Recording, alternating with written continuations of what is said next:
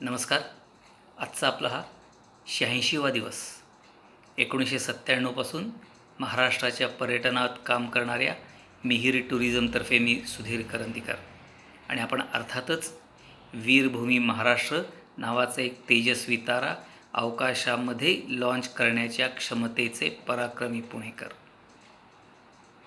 आपण थोडंसं योगदानाबद्दल आपण काल परवामध्ये बोलत होतो.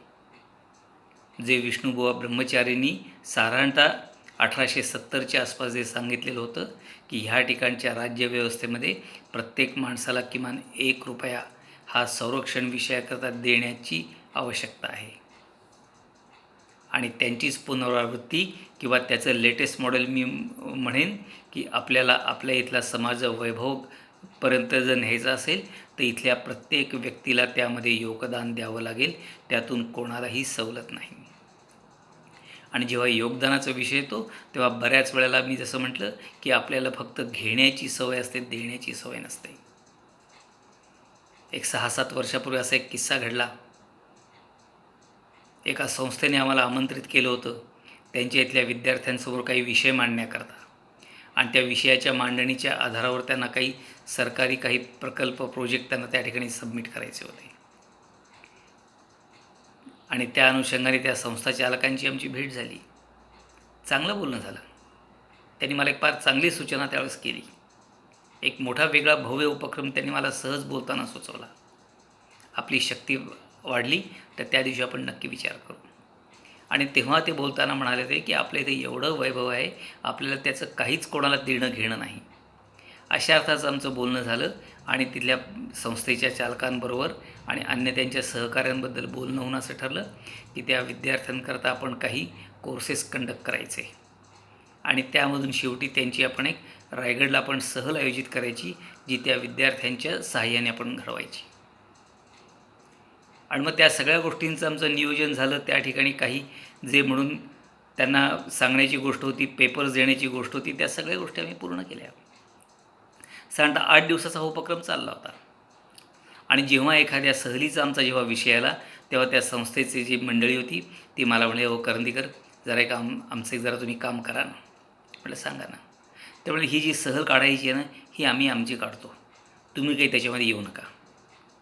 म्हटलं, "हरकत नाही, काय अडचण काय आली?"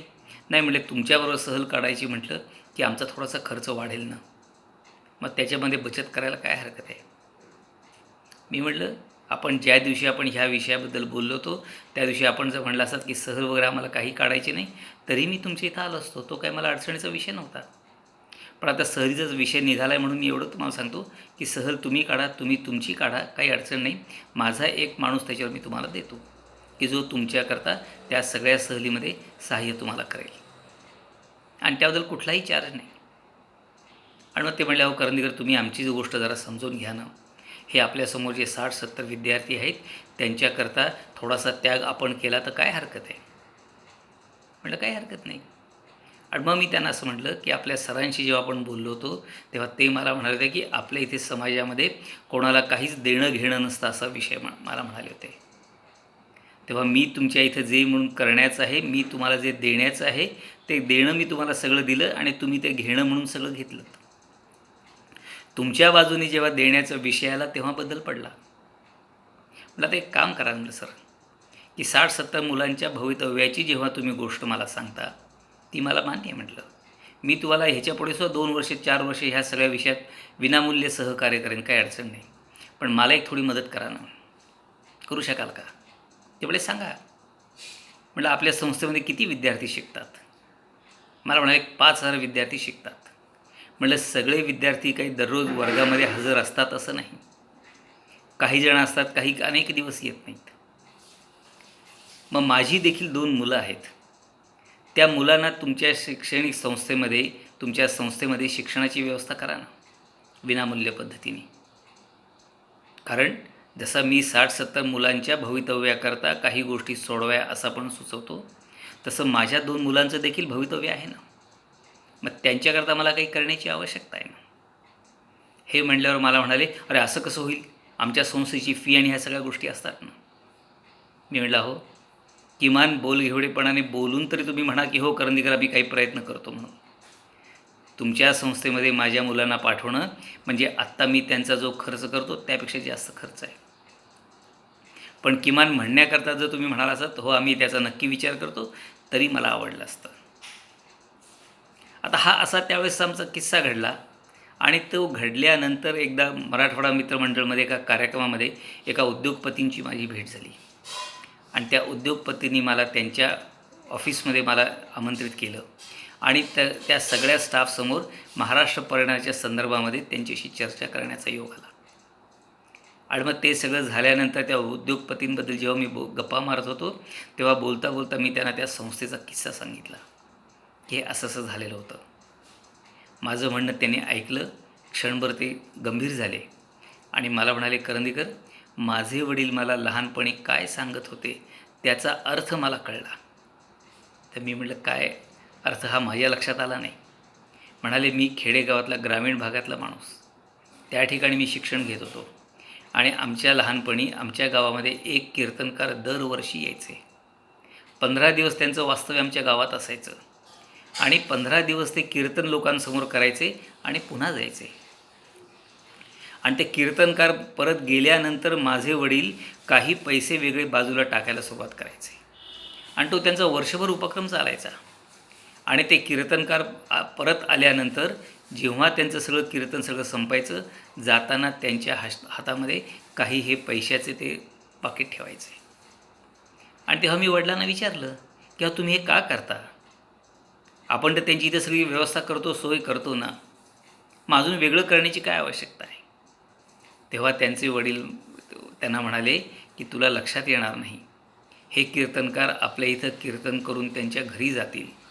15 दिवसानंतर ते घरी जातील आणि घरी गेल्यानंतर त्यांच्या घरातली मुलं त्यांना विचारतील वडिलांना की इतके दिवस तुम्ही 15 दिवस बाहेर गेला होतात, आमच्यासाठी काय आणलं?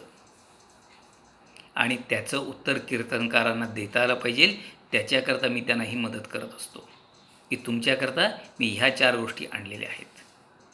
आणि जर कीर्तनकार जर त्या ठिकाणी निराश होऊन म्हणले, अरे फक्त मी कीर्तन त्या ठिकाणी केलं, तिथं आपल्याला म्हणून काही मिळालं नाही, तर त्या मुलांना पुढच्या काळामध्ये असं वाटेल की कीर्तन करणं, समाज प्रबोधन करणं हे थोतांड आहे. समाजाचं चांगलं व्हावं पण त्याच्यामध्ये आपलंही चांगलं व्हावं असा कुठंही भाग दिसत नाही.